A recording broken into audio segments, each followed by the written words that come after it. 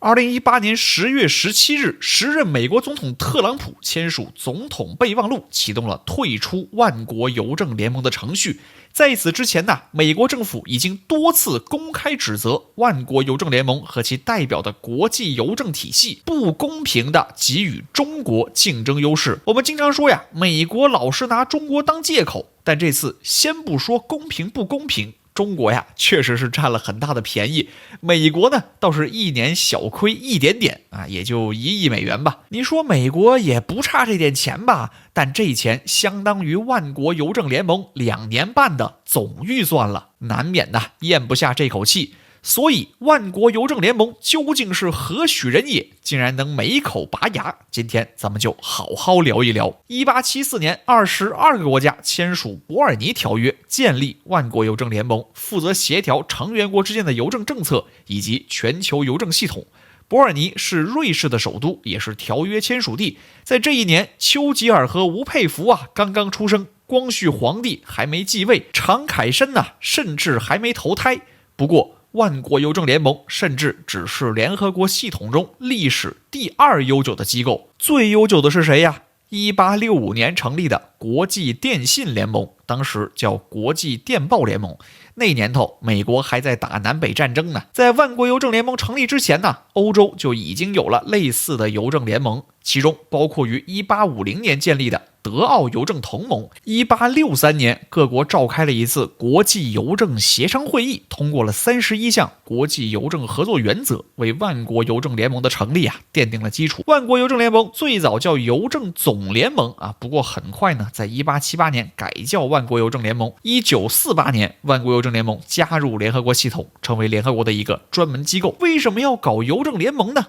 很简单，为了寄信。你想想看，你在广东给广西老表写信，怎么寄呢？贴个邮票丢邮筒里，穿着绿色衣服的神秘人物过段时间就给你收走了。那你要给拜登写信怎么办？咱中国邮政的人没法跑到美国送货呀。在没有邮政联盟的时代，各国之间邮政合作很少，彼此隔绝。一封信如果想要寄到国外，往往需要经过寄件国、中转国和收件国。最离谱的是，你需要同时向途经的所有国家支付邮资，而邮票是当时唯一的邮资凭证。啥意思？假设你从陆路把信从中国寄到法国，每经过一个国家，你就得贴上一个国家的邮票，这样那个国家的邮政人员才能帮你寄信。可是你很可能甚至找不齐邮票，找齐了搞不好把信封都贴满了。对普通人来说跨国邮件难如登天。随着万国邮政联盟在1874年成立，国际邮件业务的标准被逐渐确立，各国之间的邮费、邮递路线终于有了统一的规定，大大增进了国际邮政业务的发展。加上早期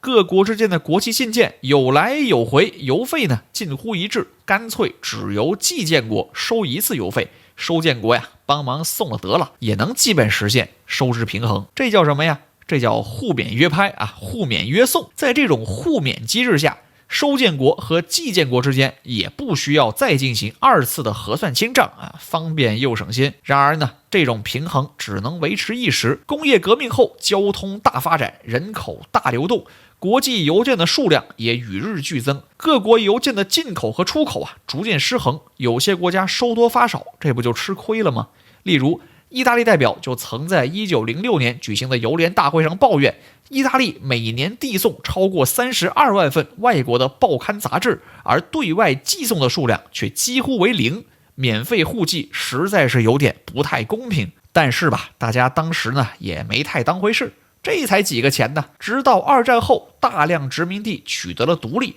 这些新独立的国家接受国际邮件的数量远超发出量又一穷二白，送不起，摆烂了。大家觉得确实不是个事儿，于是开始推动国际邮政体系改革。1959年，万国邮政联盟决定创制一种新的付款制度，用于应对国际间的收支不平衡问题。终端费出现了。什么叫终端费？举个例子，我在中国给日本的笔友写信，需要向中国邮政购买一张邮票中国邮政会帮我把信件转交给日本邮政，由日本邮政最后投递给我的笔友。可是在这个过程中，我并没有向日本邮政支付任何邮资，日本邮政凭什么帮我投递呢？这是因为中国邮政代替我向日本邮政支付了一笔费用。这就是终端费，这也就开启了美国的亏本生意。美国咋会亏本呢？因为目前的终端费体系对发展中国家更为有利。以2019年改革前的终端费为例，万国邮政联盟的192个成员国被分成了4组。第一组是工业化发达国家，第二组是高水平发展中国家，第三组是中等发展中国家，第四组是低水平发展中国家和最不发达国家。具体哪一个国家或地区属于哪一组，将由万国邮政联盟的大会决定。各组终端费上限不同，例如，当一个发展中国家的邮件到达发达国家后，发展中国家仅需承担境内运费的20%到30%，而如果是发达国家向发展中国家邮寄的话，其需要承担境内费用的70%到80%，这就导致了一个颇为幽默的结果：国际快递可能比国内快递更便宜。例如，将一个小包裹从美国南卡罗来纳运到纽约的成本将近6美元，但从北京寄到纽约只需要3.6美元。如果把等重的包裹从纽约寄到北京，则要花费约50美元。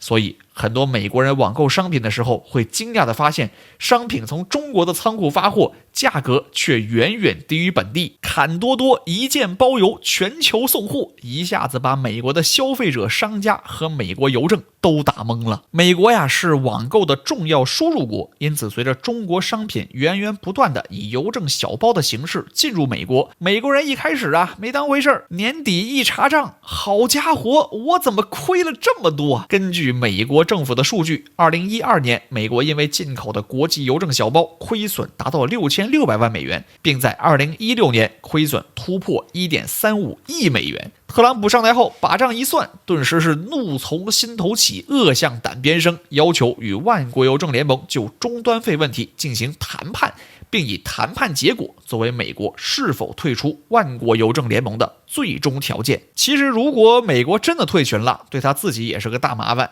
当然，万国邮政联盟的其他会员国也不想让美国真的退群，于是万国邮政联盟在2019年召开了第3次特别大会，讨论终端费改革问题。第3次特别大会听着是不是有点像联合国大会？没错，万国邮政联盟也有自己的权力机构和决策体系，主要包括4大机构：大会、行政理事会、邮政经营理事会和国际局。大会是万国邮政联盟的最高权力机构每5年召开一次。行政理事会由41个成员国组成，是大会的常设机构，每年召开一次会议，以保证大会闭会期间工作的连续性，监督组织活动和研究监管行政、立法和法律问题。邮政经营理事会由48个成员国组成是万国邮政联盟的技术和运营中心。其工作呢，旨在帮助万国邮政联盟实现产品和服务的现代化升级。国际局呢，类似于联合国的秘书处，为万国邮政各机构提供后勤和技术支持。所以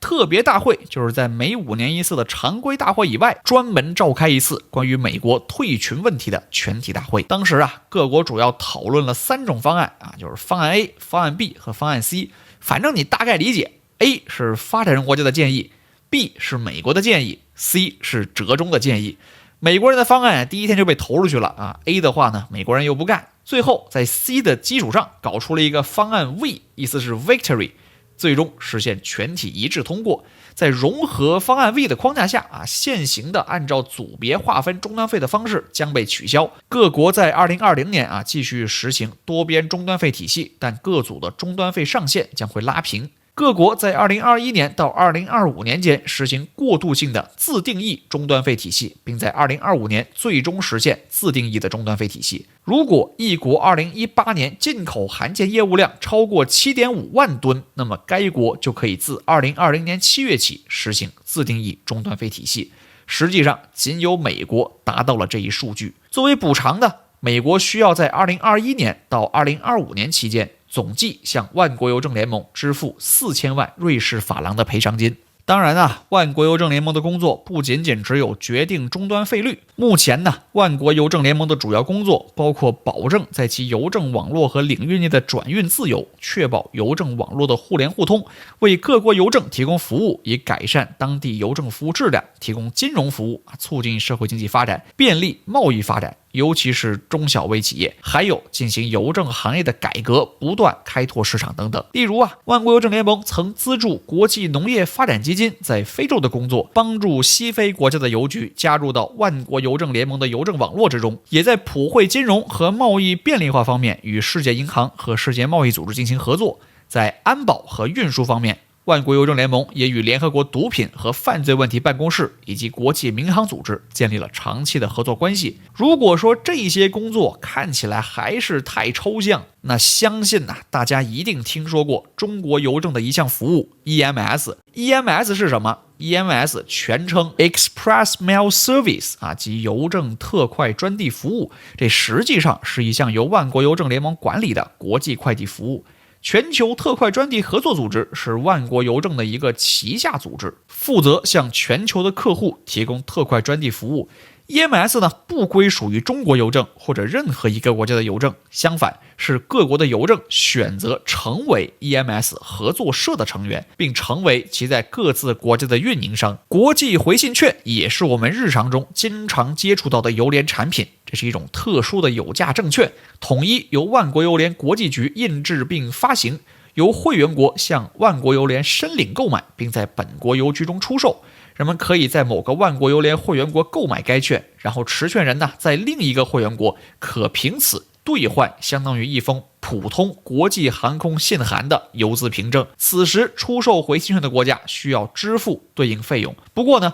并非所有万国邮联会员国都有国际回信券的销售业务，但所有会员国都有义务为持券人进行兑换。一般而言，这是为了在给他人写信的时候表达自己来函请求回复的诚意，避免收信人额外支付国际邮资，因此叫国际回信券。随着时代的发展万国邮政联盟的工作范围甚至不再局限于邮政领域，还扩展到了全球可持续发展方面，积极应对全球气候变化，推进性别平等。万国邮联作为一个全球性政府间的国际组织，其成员在原则上必须是主权国家不过像香港也可以用中国香港的名义参与相关活动。随着行业自由化、邮政私有化、数字化转型的发展，越来越多的主体也参与到了邮联活动中，国家不再是唯一行为体。在2016年伊斯坦布尔大会上，万国邮联大会批准了一项促成更多的参与方参与邮政工作、监督邮政产品和服务执行情况的决议。2023年召开的万国邮联第4次特别大会批准了一系列提案，以扩大和正式确立这个邮政业的联合国专门机构与包括私营公司在内的更广泛的邮政业参与者的关系。不过这也是因为万国邮联自身规模很小，